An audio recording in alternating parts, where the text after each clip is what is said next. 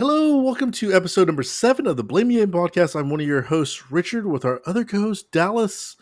Dallas, how are you doing? Doing quite well, thank you. Glad to be here. Thank you, thank you. Hi, everybody. This week we have a special guest. Finally, it's hard to get guests now since people have heard what Dallas talks about. But our good friend Antonio decided to join us this week. We are very happy to have him. Antonio, how are you doing? Doing pretty well. How are both of you doing? Good. Thank you. I'm doing good because I just got back from the beach. Yay! And you didn't take us. Not even I an would never. invitation, Antonio. I wouldn't take Dallas anywhere. This I know. Wow. But yeah, I don't even bother mentioning it because I know not to expect an invite. Yep. Antonio. You should have your feelings hurt, though. First off, let me remind everyone what the Blame Game podcast is. It's a roundtable discussion among friends on various topics. Each person will bring a topic or a question to the table for us to talk about. This can vary from video games, pop culture, movies, TV shows, what ifs, really anything that comes to mind. In this episode, we do have a special guest, so we will have 3 topics. So if you're watching this on YouTube, I will break down the topics and post them each day after the podcast goes live. So if you're interested in one specific topic, just head over to the YouTube page, which you can just search the Blame Game podcast on YouTube, and you'll find it. But also, if you are interested in being on the show, hit me up on Twitter, Blame Margo, or on the YouTube page, and hopefully we can have another guest, and maybe you can sit at the round table with us, and we can get your perspective on things. Okay, since we have a guest today, we'll let Antonio go first. Antonio, what is your topic? What did you bring to the round table for us to discuss today? Well, I figured since we're all gamers here, obviously, and all 3 of us kind of represent 3 different genres or generations, you could say, of the gaming landscape, I figured we could go about and figure what games kind of define us. What is our favorite game or something that just kind of builds up your interest into the community, anything of that sort. Dallas, do you want to go first? I do want to say though. I mean, I don't know what Dallas console he started with Rocks or something, but mine was a 2600. I had a 2600 right before I got a Nintendo, the classic Nintendo. What about you, Antonio? What'd you start with before I? Mine originally was a 64. Nintendo 64. I mean, that makes sense based on your age and what was out at the time. Richard, I don't know where the hell he ended up getting a 2600 at his, at whatever. Desert Falcon. Anyway. No, my 2600 still plays now. Do you have like Pitfall and stuff like that on it still? Yes, Pitfall. I would love to have my game. My game that I always played when I was a kid was called Desert Falcon, and basically it was just like a helicopter you just shot. It just went up and down. You shot like things. So anyway, I'm sorry, Dallas. Go ahead. No, all right. So if I'm going to start, but the answer to what defines me, if you're looking at a game or games, definitely isn't what I started with. I mean, I started on 2600 as well. It was the first thing I had. It was a hand-me-down system from my brother's best friend. My mom got it for me. It came with like a lot of games, and we probably played Pitfall. What was the one? It was like War. Pong and was on it. You could have but we didn't play that. We played. There was like cannons or planes. There's all these different. It was like war. It's like you're battling against each other. It was the most simple. We played that probably more than anything. Pac-Man. Can I interrupt you for a second? Sure. Everything on the 2600 was simple. No, but I mean, like the war was really simple. It was just, I wish I could show you what I was talking about, and I will later. But so 2600 first thing I played. Then I don't know, I was about 12 years old, so this is about 1987. I got for Christmas the greatest thing that could ever happen to me, and that was a Nintendo Entertainment System. And with that Nintendo Entertainment System came Super Mario Brothers, Mike Tyson's Punch-Out, a game called Kung Fu, I believe. Duck Hunt came with it too, didn't it? Yeah, Duck Hunt. Duck Hunt was part of it. It was a Mario / Duck Hunt cartridge. That is 100% correct. And Double Dribble, because it was a game I wanted more than anything. So, and I got Double Dribble. So what's your answer? Well, all you're saying is you're old. Everything? And Legend of Zelda was on that system, right? But the game that we played more than anything, on that, probably broke my system with that, was Mike Tyson's Punch-Out.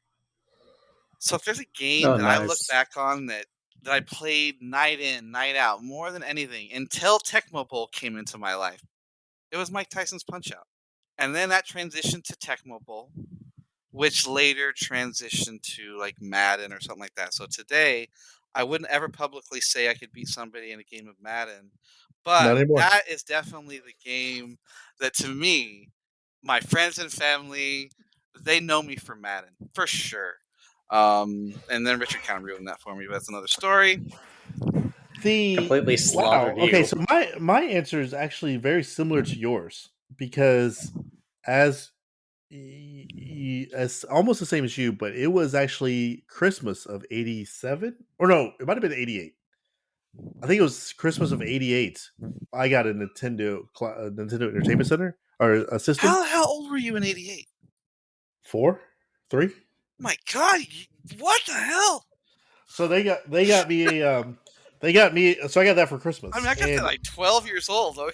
So that didn't even exist. I was 3-4 years old playing the first Mario game, and obviously since I was that young, I did not play all those games that you did. The only game we ever played was the original Mario and track and field, with the track and field D-pad, where you can. I never had the D-pad. I was too poor. So we got the track and D-pad, and you do the first thing with the pencil. No. Well, I didn't do that because we had the pad. Oh, I had on the pad.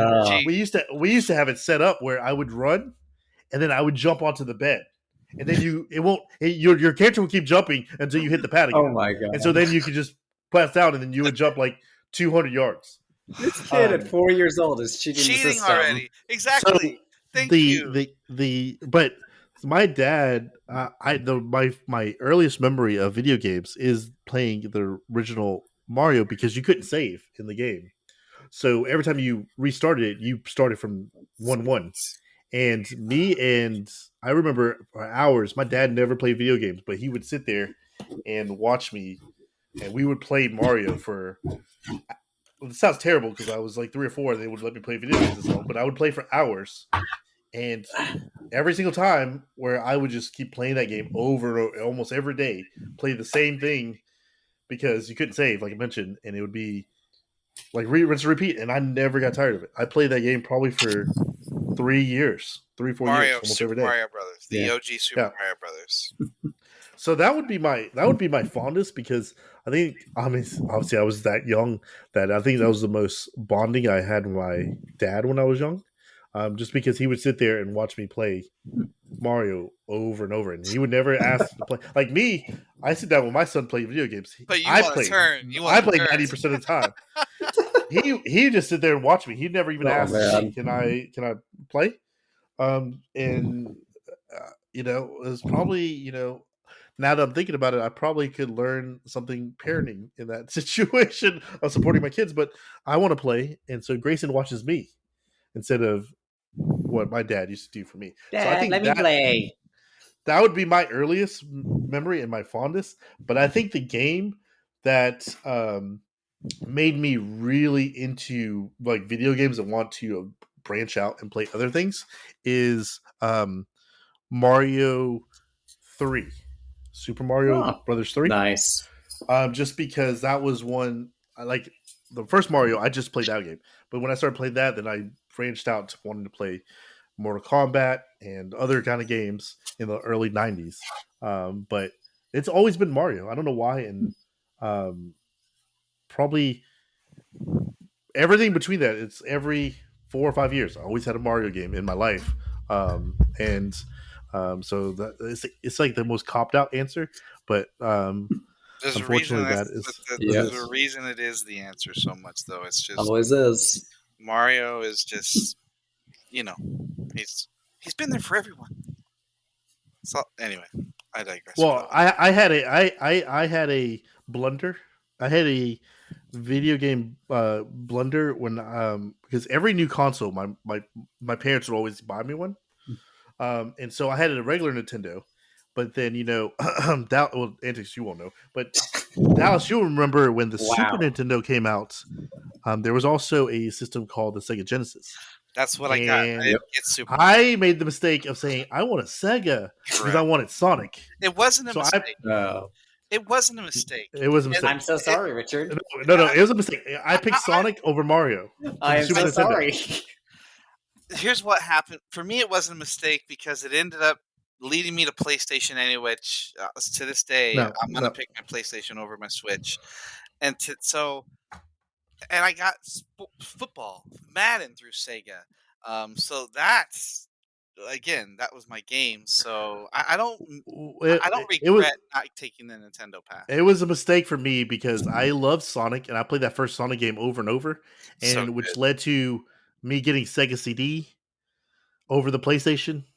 Oh, that was dumb. That was because I was like, I just love. So the problem though is I didn't get to play Super Mario World, the Super Nintendo one, because I had to play at a friend's house because my mom wouldn't buy me two, so I didn't have a Super Nintendo.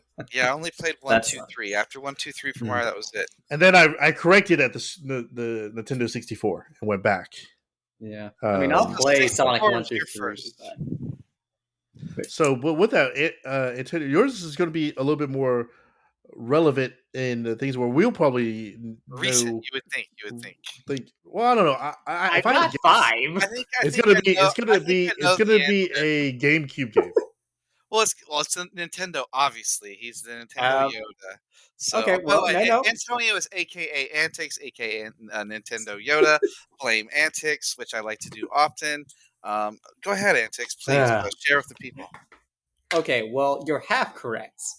My earliest memories are Nintendo, but so like I said, I started with the 64.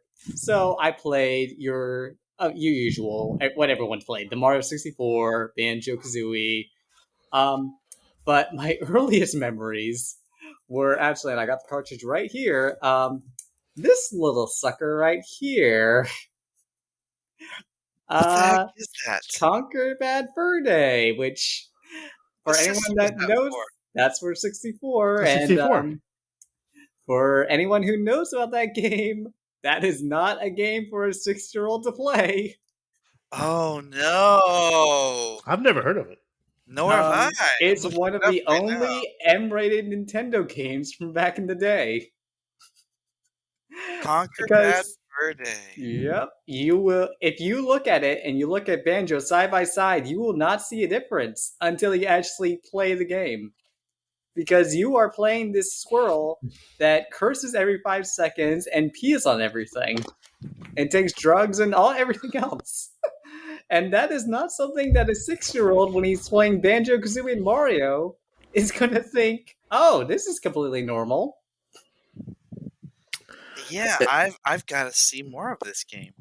No, to be honest with you, Dallas, now, we're getting deep dive into Antonio's mind, and now it explains so much. But yeah, that's those are some of my earliest memories of games. Banjo, Conquer, and all that nonsense. But my fondest memories that would define me, I'd have to say, actually isn't a Nintendo game. It would actually be what I'm playing right now on streams is Dark Souls. That's what really cemented me into wanting to play as many things as possible. Because how old is Dark Souls? When did the first Dark Souls come out?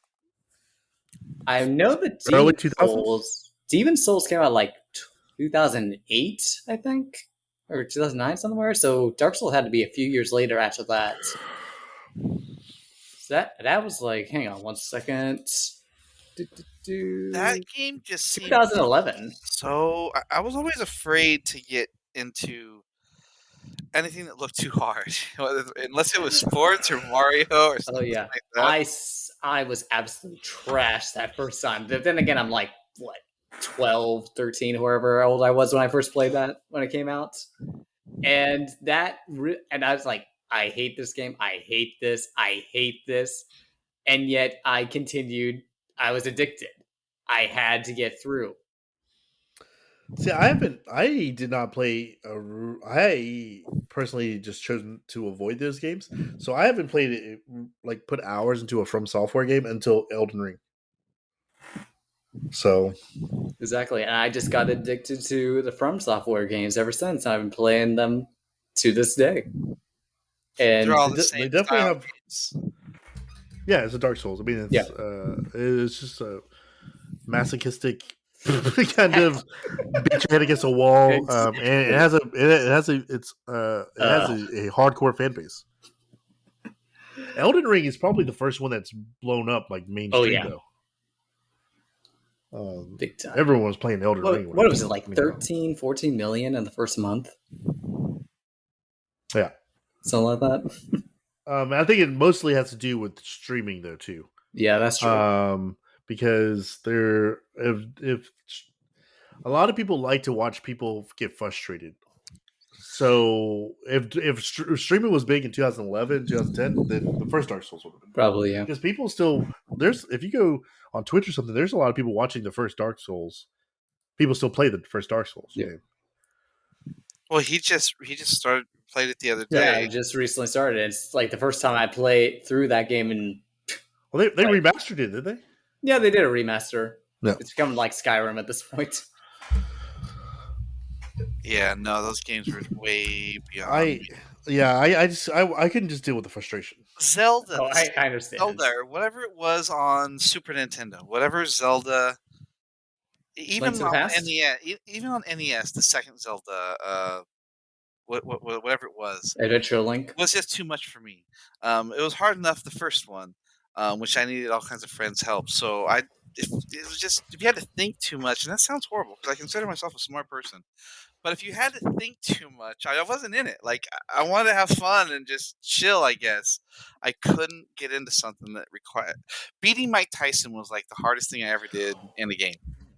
Actually, I'm gonna jump in there because I might want to modify my answer because now that I listened to Antonio talk about it, I think I think Mario has always been in my life, but I think the game that besides that I've really put like hundreds of hours in, that I have played every single iteration of since, is Grand Theft Auto. From the very first top down from the first top down one. I didn't start that till Grand Theft Auto 3, so that was like when I first got the first one was just basically it was a top down view and you saw your car driving. Oh, okay. And then Grand Theft Auto 3 was the first one that was like how Grand Theft Auto is now. That was the first one I played, and oh my god, I never played anything like it because again, I avoid hard games. But everybody was playing that game, and I had the PlayStation just for Madden. It's the only reason I had my PlayStation. But I got that, and I really enjoyed it. I ended up going to Vice City and San Andreas. Vice City is still my favorite one. Vice City was so fun. I finished that game. San Andreas I finished. And then that was it. And then I had kids. I finished the story on all of them. I still cannot believe that Grand Theft Auto 5 is still like in the top 20 sold every month. It's been 12 years, 11 years, whatever. I would have said, if I would have taken a guess, and obviously I was wrong because I did take a guess, I would not. It makes sense. Our demon friend here would say that Dark Souls is the game that defines him. It kind of goes hand in hand with his. Gee, thanks. His alter ego. However, I would have said Pokemon. Honestly, really, you, and maybe it's. I don't know. You just know so much about Pokemon, and you're just so knowledgeable about it. I figure you've played it forever. Which am I wrong about that? Oh no, I played it my entire life. So I just kind of figured that was it. That was. But hey. Well, I mean, not to jump in. Yeah. I mean, I know a lot about Madden, but it doesn't mean it would be my game. Yeah. I mean, I will take Pokemon. I will play a Pokemon game any day of the week. But the thing is, when you're playing, like, and this is why I'm hoping that Scarlet and Violet is a little bit different. It's just when you're playing, I enjoy the mechanics behind it. But when you're playing a game that over the years does not really change that much. I mean, it's familiar and wholesome, but when it doesn't really You see change a the new mechanics Pokemon, enough, basically. Yeah, yeah, yeah, yeah. That's what my question would be, because my problem, the reason why technically Sword and Shield was my first one, but I bought it like a year and a half after it came out. So Arceus was the very first one that I actually played yeah, when it first came out, and I really liked it. oh yeah, But after like 12, 15 hours, I got bored, and to be honest with you, I have not even picked it understandable, up since. understandable. And I don't know why. Honestly, it baffles my mind. I don't even know why Pokemon is big, and that might be controversial, but it is boring as hell. Mechanics, like to your point, Antonio, and you're right. That's old and it's repetitive. Right. It's the Pokemon, period. It's the Yeah. new series that The comes out every so often, Yeah. and they keep creating new little creatures for people to get Yeah. excited All the about, and that's creatures what are it is. good. And that's It's what it finding is. all the That's new why it's creatures that popular. you bond with. But and that's what made me so addicted to Arceus when that came out, is because it was something new for once in the 25 years, something actually different. A new way to play. And even though it was that's technically half of it the same thing, but still. that's what I was thinking, because when I say boring as hell, I mean it is fun, but it can't be a game that I don't see me ever. One, I don't know if I'll ever play another Pokemon game. Two is I don't see how you can play it for a long period of time. Yeah. I mean, it's Um, more like in. I mean, I'll play it at first and play for the first 2 months as I'll battle people and do a bit of competitive, but it's more of a I will continue to go back to it because I replay Pokemon games for a while. But like if you know about them, there's like Nuzlockes and like hard modes that people will put in to try and spice it up a little bit, randomizers where you start with the Magikarp as your starter, for example, and have to grind your way through that. It's just this variety that the community does to kind of spice it up because it's been the same game. yeah, and I want to throw that out there. A game, you don't have to play a game for dozens or hundreds of hours for it to be good. Yeah, But if the gameplay is fun, you can play a game for a game exactly. 5 hours and it could be just as good.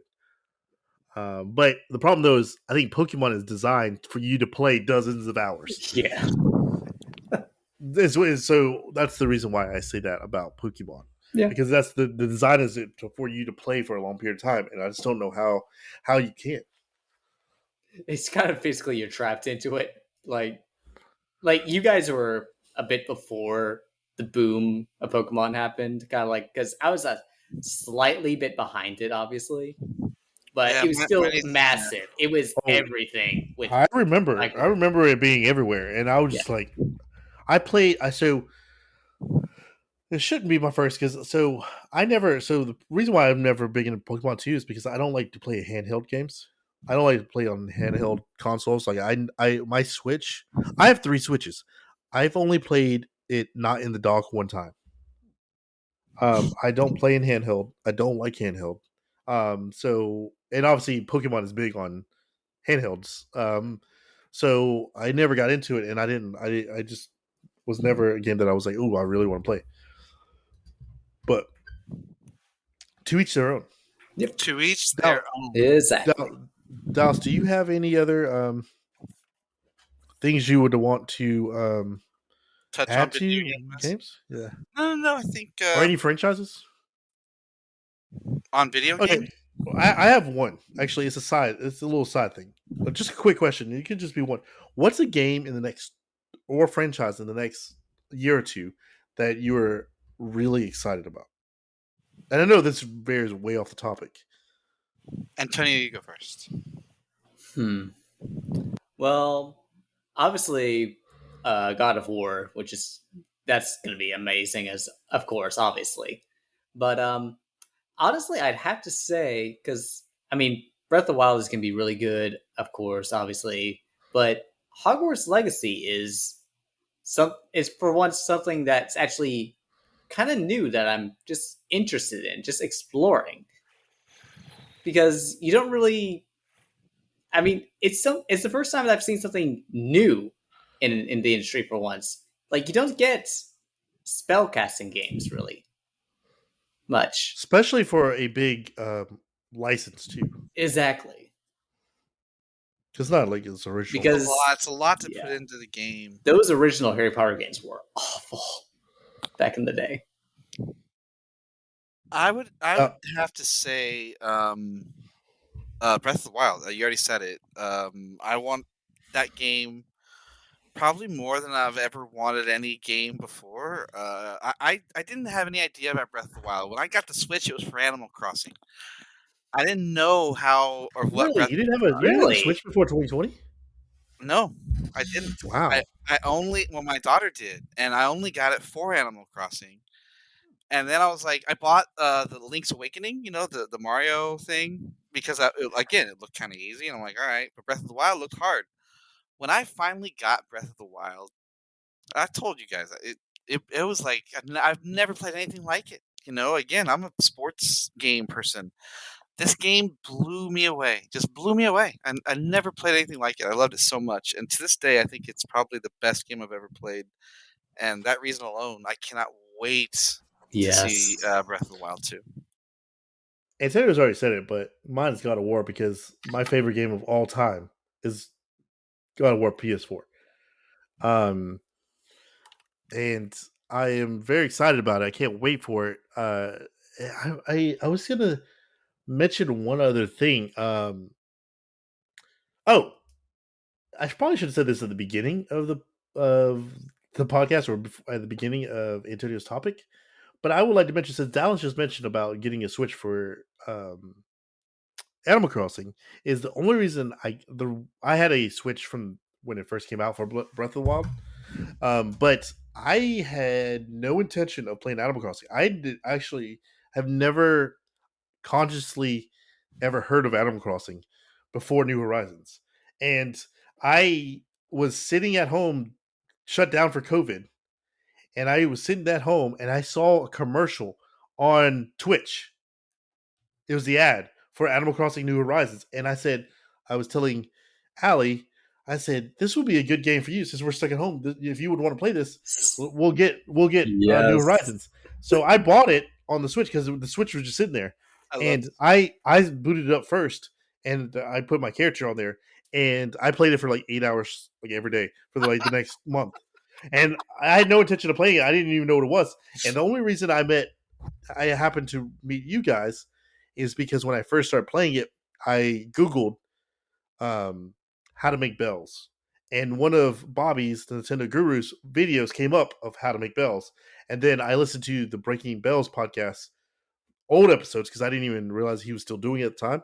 And I started listening to those podcasts, which led me into going to his streams. Yes. Yeah. I think Animal Crossing brought us all together. It really did. And that, to your topic, Antonio, that's true. Mine was I was looking up design stuff, and it led us all to Bobby's channel one way or another. I was just trying to find people to play with because none of my friends were really into it at all. And now I still stream Animal Crossing to this day. Jesus. Stream Animal Crossing, Antonio, just for one day. Someday you need a villager hunt. Something. Oh my god! And nearly 3 years later, we're still playing this effing game. Repeat the hell out of this topic. Yeah, just to tell that little story. We'll wrap up that topic for now and put it in the drawer. If that might be a topic that's probably an ongoing one that we could probably revisit, or actually probably do the whole episode of that topic. We really can. Honestly, of just games that we've played or had an impact in our lives.